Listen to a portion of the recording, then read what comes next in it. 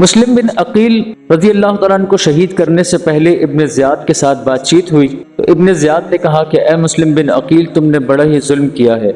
مسلمانوں کو سارا نظام برباد کر دیا، سب لوگ ایک امام کے تابع تھے، تم نے آ کر ان میں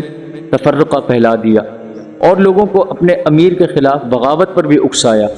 مسلم بن عقیل نے فرمایا کہ یہ معاملہ ایسا نہیں، بلکہ اس شہر کوفہ کے لوگوں نے خطوط لکھے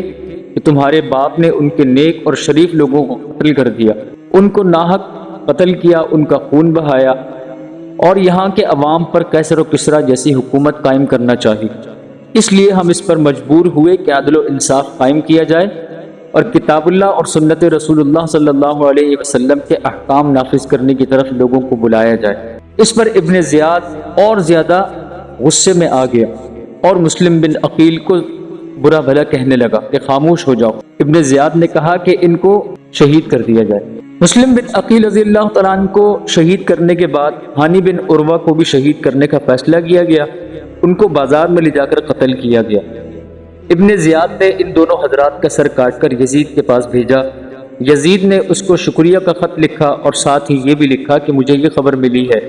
کہ حسین رضی اللہ تعالیٰ عنہ عراق کے قریب پہنچ چکے ہیں، اس لیے جاسوس اور خفیہ رپورٹر شہر میں پھیلا دیے گئے، اور کہا کہ جس پر بھی تمہیں ذرا سا شک و شبہ ہو کہ وہ حضرت حسین رضی اللہ تعالیٰ عنہ کی طرفداری کر رہا ہے یا ان کے ساتھ ہے تو اس کو قید کر لو، اور اگر کوئی تمہارے مقابلے کو آئے تو اس کو قتل کر دو۔ حضرت حسین رضی اللہ تعالیٰ عنہ کے پاس اہل کوفہ کے 150 سے زائد خطوط اور بہت سے لوگوں کے وفود پہنچ چکے تھے۔ پھر مسلم بن عقیل نے یہاں کے 18,000 مسلمانوں کی بیعت کی خبر کے ساتھ ان کو کوفہ آنے کے لیے دعوت بھی دے دی تھی، تو حضرت حسین رضی اللہ تعالیٰ عنہ نے کوفہ کا اور زیادہ پکا عزم کر لیا۔ جب یہ خبر لوگوں میں مشہور ہوئی تو عبداللہ بن زبیر رضی اللہ تعالیٰ عنہ کے سوا اور کسی نے ان کو کوفہ جانے کا مشورہ نہیں دیا، بلکہ بہت سے حضرات حضرت حسین رضی اللہ تعالیٰ عنہ کی خدمت میں حاضر ہوئے اور کہنے لگے کہ آپ کوفہ ہرگز نہ جائیے گا، اہل عراق اور کوفہ کے وعدوں اور بیعتوں پر بالکل بھی بھروسہ نہ کیجیے گا، وہاں جانے میں آپ کے لیے بہت بڑا خطرہ ہے۔ حضرت حسین رضی اللہ تعالیٰ عنہ کو بہت سارے احباب نے مشورہ دیا کہ آپ وہاں ہرگز تشریف نہ لے جائیے، کہ وہاں جانے میں آپ کی خیر نہیں ہے، بلکہ وہ سب کے سب آپ کے ساتھ بدعہدی کریں گے اور آپ کو شہید کر دیں گے۔ لیکن حضرت حسین رضی اللہ تعالیٰ عنہ نے یہ عہد پکا کر لیا تھا کہ آج اگر ظالم کے سامنے گردن جھکا دی گئی تو پھر قیامت تک ظالم کے سامنے گردنیں جھکتی رہیں گی۔ اس لیے حضرت حسین رضی اللہ تعالیٰ عنہ نے یہ پکا عزم اور ارادہ کر لیا کہ اب کوفہ کی طرف جانا ہی جانا ہے۔ حضرت حسین رضی اللہ تعالیٰ عنہ کوفہ کی طرف روانہ ہوئے۔ راستے میں فردق شاعر عراق کی طرف سے آتا ہوا حضرت حسین رضی اللہ تعالیٰ عنہ سے ملاقات ہوئی۔ حضرت حسین رضی اللہ تعالیٰ عنہ سے پوچھا کہ کہاں جانے کا ارادہ رکھتے ہیں۔ حضرت حسین رضی اللہ تعالیٰ عنہ نے ان کی بات کاٹ کر ان سے پوچھا، آپ یہ بتائیے کہ اہل عراق اور کوفہ کی کیا حالت؟ تو اس شاعر نے کہا کہ اچھا ہوا کہ آپ نے ایک تجربے کار بندے سے یہ تمام حالات اور معاملات دریافت کیے ہیں۔ اہل عراق کے قلوب تو آپ کے ساتھ ہیں، دلی طور پر وہ آپ کو اپنا حمایتی اور آپ کے ساتھ ہونے کا ظاہر کرتے ہیں، لیکن یہ بات یاد رکھیے کہ ان کی تلواریں بنو امیہ کے ساتھ، اور اس کے علاوہ تقدیر آسمان سے نازل ہوتی ہے، باقی جو اللہ تعالیٰ کی طرف سے طے ہو چکا ہے وہ ہو کر کے رہے گا۔ اللہ تعالیٰ ہی کے ہاتھ میں تمام کام ہے، وہ جو چاہتا ہے کرتا ہے۔ عبداللہ بن جعفر رضی اللہ تعالیٰ عنہ کو جب حضرت حسین رضی اللہ تعالیٰ عنہ کی روانگی کا علم ہوا تو ایک خط لکھ کر اپنے بیٹوں کے ساتھ حضرت حسین رضی اللہ تعالیٰ عنہ کی طرف روانہ کیا کہ جلدی سے وہاں پہنچے اور حضرت حسین رضی اللہ تعالیٰ عنہ کو یہ خط پہنچائیں۔ جب یہ حضرات ان کے پاس پہنچے اور انہیں خط دیا تو اس خط کا عنوان یہ تھا کہ یہ خط پڑھتے ہی آپ فوراً مکہ کی طرف لوٹ جائیں، میں آپ سے خیر خواہانہ عرض کر رہا ہوں اور مجھے آپ کی ہلاکت کا خطرہ ہے اور بہت ہی زیادہ نقصان کا اندیشہ ہے، خوف ہے کہ آپ کے سب اہل بیت اور اصحاب کو ختم کر دیا جائے گا، اگر خدا نہ خواستہ آپ کو شہید کر دیا گیا تو زمین کا نور بجھ جائے گا، کیونکہ آپ مسلمانوں کے پیشوا اور ان کی آخری امید ہیں، آپ اس طرف جانے کا ارادہ ختم کر دیں اور واپسی مکے کی طرف لوٹ جائیں۔ جب یہ خط حضرت حسین رضی اللہ تعالیٰ عنہ کے پاس پہنچا تو حضرت حسین رضی اللہ تعالیٰ عنہ نے اپنے اس عزم کی ایک وجہ بھی بیان کی کہ میں نے رسول اللہ صلی اللہ علیہ وسلم کو خواب میں دیکھا ہے اور مجھے آپ کی طرف سے حکم دیا گیا ہے، اس لیے میں آپ کے اس حکم کی بجا آوری کے لیے جا رہا ہوں، خواہ اس پر مجھے کچھ بھی کرنا پڑ جائے۔ ان حضرات نے پوچھا کہ وہ خواب کیا ہے؟ فرمایا کہ آج تک میں نے وہ خواب کسی سے بیان نہیں کیا، نہ ہی کروں گا، یہاں تک کہ میں اپنے رب کے حضور پہنچ جاؤں گا۔ خیر حضرت حسین رضی اللہ تعالیٰ عنہ کو اپنی جان اور اولاد کے خطرات اور سب حضرات کے خیر خواہانہ مشوروں نے بھی ان کے عزم مصمم سے پیچھے ہٹانے میں کوئی بھی چیز آڑے آنے نہ تھی، اور بالآخر وہ کوفہ کے لیے روانہ ہو گئے۔ ابن زیاد جو کوفہ پر اس کے لیے حاکم مقرر کیا گیا تھا، وہ حضرت حسین رضی اللہ تعالیٰ عنہ کے مقابلے میں بھی سخت سمجھا گیا۔ اس کو جب حضرت حسین رضی اللہ تعالیٰ عنہ کی روانگی کی اطلاع ہوئی تو اس نے فوج کے افسر حسین بن نمیر کو آگے بھیجا کہ قادسیہ پہنچ کر مقابلے کی تیاری کرے۔ حضرت حسین رضی اللہ تعالیٰ عنہ جب مقام حاجر پر پہنچے تو اہل کوفہ کے نام خط لکھ کر قیس کے ہاتھ روانہ کیا، اور خط میں اپنے آنے کی اطلاع بھی دی کہ میں پہنچنے والا ہوں، اور کوفہ جس مقصد کے لیے آ رہا ہوں اس میں ان کے ساتھ بھرپور تعاون کرنے کی ہدایت بھی کی۔ قیس جب یہ خط لے کر قادسیہ پہنچے تو یہاں ابن زیاد کی فوج کے انتظامات پہلے سے ہو چکے تھے۔ ان کو گرفتار کر کے ابن زیاد کے پاس پہنچا دیا گیا۔ ابن زیاد نے حکم دیا کہ عمارت کی چھت پر چڑھ کر معاذ اللہ حضرت حسین رضی اللہ تعالیٰ عنہ کو برا بھلا کہے اور لعن طعن کرے۔ قیس کو جب چھت پر لے جایا گیا تو اس نے چھت پر چڑھ کر اللہ تعالیٰ کی حمد و ثنا بیان کی، اور پھر بآواز بلند ہو کر کہا، اے کوفہ والو، حسین بن علی رضی اللہ تعالیٰ عنہ حضرت رسول کریم صلی اللہ علیہ وسلم کی صاحبزادی حضرت فاطمہ الزہرا رضی اللہ تعالیٰ عنہا کے صاحبزادے اور اس وقت اللہ کی مخلوق میں سب سے بہتر ہیں، میں تمہاری طرف ان کا بھیجا ہوا قاصد ہوں، وہ مقام حاجر تک پہنچ چکے ہیں، تم ان کا خوب بہترین انداز میں استقبال کرنا۔ اس کے بعد ابن زیاد کو برا بھلا کہا اور حضرت علی رضی اللہ تعالیٰ عنہ کے لیے دعائے مغفرت کی۔ ابن زیاد کو ان کی اس دلیری پر بہت زیادہ حیرانگی ہوئی تو ابن زیاد نے حکم دیا کہ ان کو اوپر سے ہی نیچے گرا دیا جائے۔ ظالموں نے اس کے حکم کی تعمیل کی اور قیس کو نیچے گرا دیا گیا، اور وہ نیچے گر کر ٹکڑے ٹکڑے ہو کر شہید ہو گئے۔ حضرت حسین رضی اللہ تعالیٰ عنہ کوفہ کی طرف بڑھ رہے تھے، راستے میں ایک پڑاؤ ڈالا، اچانک عبداللہ ابن مطیع سے ملاقات ہوئی۔ حضرت حسین رضی اللہ تعالیٰ عنہ کو دیکھ کر کھڑے ہو گئے، عرض کیا کہ میرے ماں باپ آپ پر قربان ہوں، آپ کہاں تشریف لے جا رہے ہیں اور مقصد کیا ہے آپ کے جانے کا؟ حضرت حسین رضی اللہ تعالیٰ عنہ نے اپنا ارادہ بتلایا۔ عبداللہ ابن مطیع نے انتہائی عاجزی کے ساتھ عرض کیا کہ اے ابن رسول اللہ صلی اللہ علیہ وسلم، میں تمہیں اللہ کا اور عزت اسلام کا واسطہ دے کر کہتا ہوں کہ آپ اس ارادے سے رک جائیں۔ آپ کو اللہ کی قسم دیتا ہوں اور حرمت قریش، حرمت عرب کا واسطہ دیتا ہوں، اگر آپ بنی امیہ سے ان کے اقتدار کو لینا چاہیں گے تو وہ آپ کو اس کی وجہ سے قتل کر دیں گے، اور اگر خدا نخواستہ انہوں نے آپ کو قتل کر ڈالا، آپ کو شہید کر دیا، تو پھر دنیا میں ایسا کوئی نہیں رہے گا جس سے ان کو کوئی خوف ہو۔ اس لیے آپ کی بقا کے ساتھ اسلام کی بقا ہے، اور قریش اور پورے عرب کی حرمت و عزت بھی وابستہ ہے، لہٰذا آپ ایسا ہرگز نہ کیجیے اور کوفہ نہ جائیے، آپ یہاں سے واپس ہو جائیے، اپنی جان کو بنو امیہ کے حوالے نہ کیجیے۔ مگر حضرت حسین رضی اللہ تعالیٰ عنہ نے اپنا ارادہ بالکل بھی ملتوی نہ کیا اور کوفہ کی طرف روانہ ہو گئے۔ مسلم بن عقیل نے محمد بن اشعث سے یہ عہد لیا تھا کہ ان کے حالات کی اطلاع حضرت حسین رضی اللہ تعالیٰ عنہ کو پہنچا کر ان کو راستے سے ہی واپس کروا دیں گے، اور محمد بن اشعث نے وعدے کے مطابق آدمی بھیج کر اس کی اطلاع بھی کرائی تھی۔ یہ خط اور پھر ان کے قتل کی اطلاع دوسرے ذرائع سے حضرت حسین رضی اللہ تعالیٰ عنہ کو ایک مقام پر پہنچ کر ملی۔ یہ خبر سن کر حضرت حسین رضی اللہ تعالیٰ عنہ کے بعض ساتھیوں نے ان سے یہ اصرار کیا کہ خدا کے لیے اب آپ یہیں سے لوٹ جائیں، کیونکہ کوفہ میں اب اور کوئی ساتھی یا ہمارا مددگار نہیں ہے، اور ہمیں اس بات پر قوی امکان ہے کہ کوفہ کے لوگ جنہوں نے دعوت دی تھی وہ اب آپ کے مقابلے پر اتر آئیں گے۔ مگر یہ بات سن کر بنو عقیل سب کھڑے ہو گئے اور کہنے لگے کہ اللہ کی قسم، ہم مسلم بن عقیل کا قصاص لیں گے یا انہی کی طرح اپنی جان دے دیں گے۔ حضرت حسین رضی اللہ تعالیٰ عنہ اب تو یہ سمجھ چکے تھے کوفہ میں ان کے لیے کوئی گنجائش نہیں ہے، اور نہ اس دینی مقصد کا کوئی امکان ہے جس کے لیے یہ آہنی عزم لے کر چلے تھے۔ لیکن بنو عقیل کے اس اصرار اور مسلم بن عقیل کے تازہ صدمے سے متاثر ہو کر فرمایا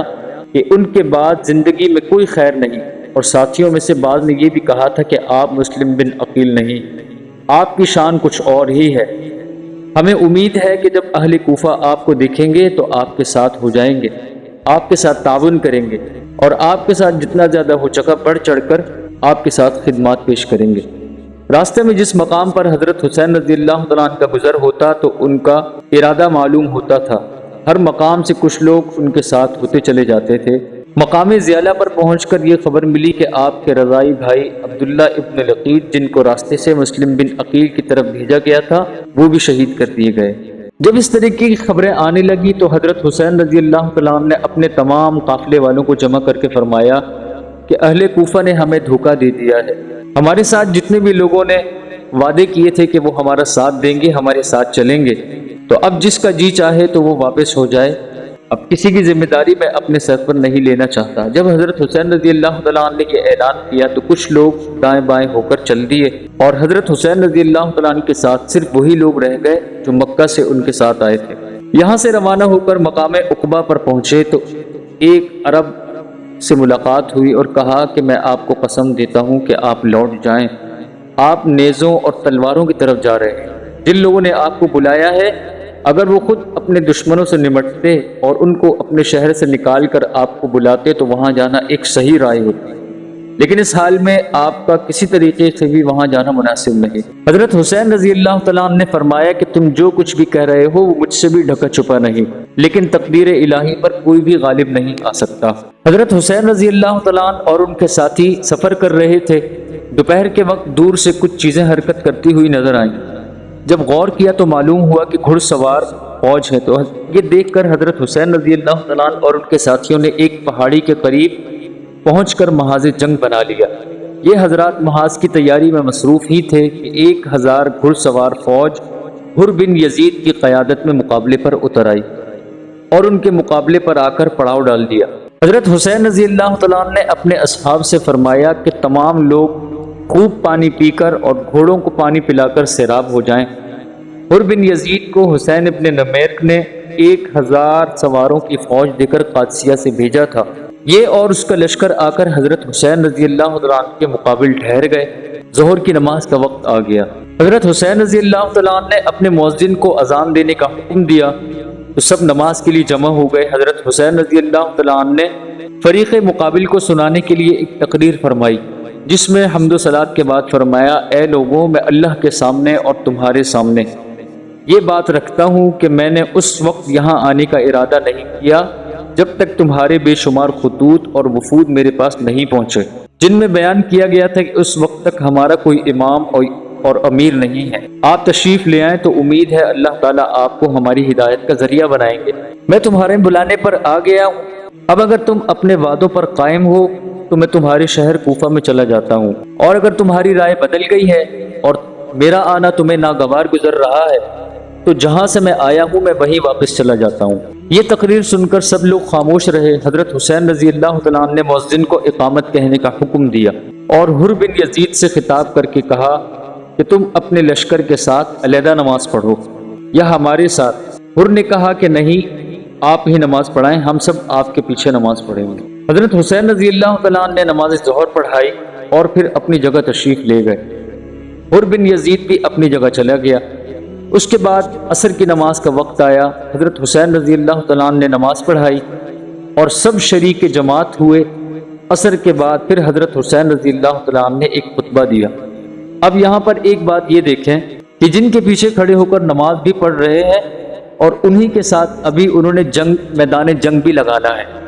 نماز کے اندر جس امام کے پیچھے کھڑے ہو کر انہی پر درود بھی بھیجا جا رہا ہے، اللہم صلی علی محمد وعلی آل محمد۔ اب انہی کے پیچھے نماز پڑھ کر ان پر درود بھیجنے کے بعد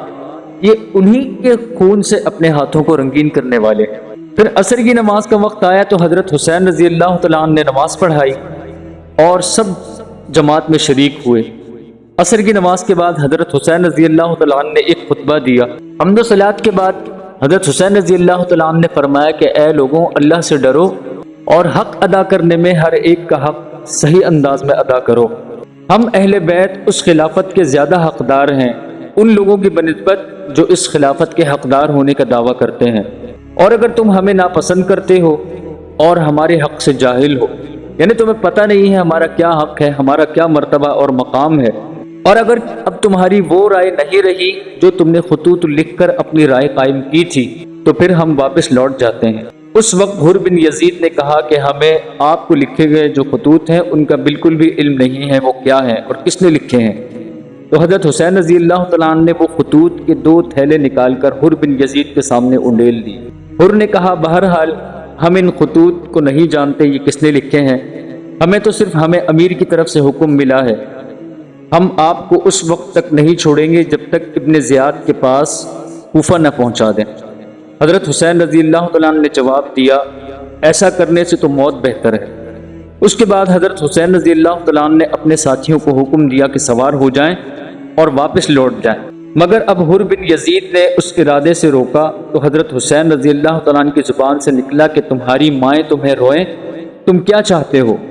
حر بن یزید نے کہا کہ بخدا اگر تمہارے سوا کوئی دوسرا آدمی میری ماں کا نام لیتا تو میں اسے بتا دیتا، اور اس کی ماں کا اس طرح ذکر کرتا تو میں اس کو بالکل بھی نہ چھوڑتا، لیکن تمہاری ماں کو برائی کے ساتھ ذکر کرنا کسی کی قدرت میں نہیں۔ حضرت حسین رضی اللہ تعالیٰ عنہ نے فرمایا کہ اچھا بتاؤ تم کیا چاہتے ہو؟ حر نے کہا کہ میرا ارادہ یہ ہے کہ آپ کو ابن زیاد کے پاس کوفہ پہنچائیں۔ حضرت حسین رضی اللہ تعالیٰ عنہ نے فرمایا تو پھر میں تمہارے ساتھ ہرگز بھی نہیں جاؤں گا۔ حر نے کہا کہ میں آپ کو بھی اس وقت تک نہیں چھوڑوں گا جب تک آپ ابن زیاد کے پاس نہیں پہنچ جاتے، اور ساتھ حر نے یہ بھی کہا کہ مجھے آپ سے لڑنے کا حکم نہیں دیا گیا بلکہ صرف یہ حکم دیا ہے کہ میں آپ کو اس وقت تک نہ چھوڑوں جب تک کہ آپ کو کوفہ نہ پہنچا دوں، اس لیے آپ ایسا کر سکتے ہیں کہ کوئی ایسا راستہ اختیار کریں جو نہ کوفہ پہنچائے اور نہ مدینہ، یہاں تک کہ میں ابن زیاد کو خط لکھوں اور آپ بھی یزید کو یا ابن زیاد کو خط لکھیں، شاید اللہ تعالیٰ میرے لیے کوئی ایسا مخلص پیدا کر دیں کہ میں آپ کے مقاتلہ اور آپ کی ایذا سے بچ جاؤں۔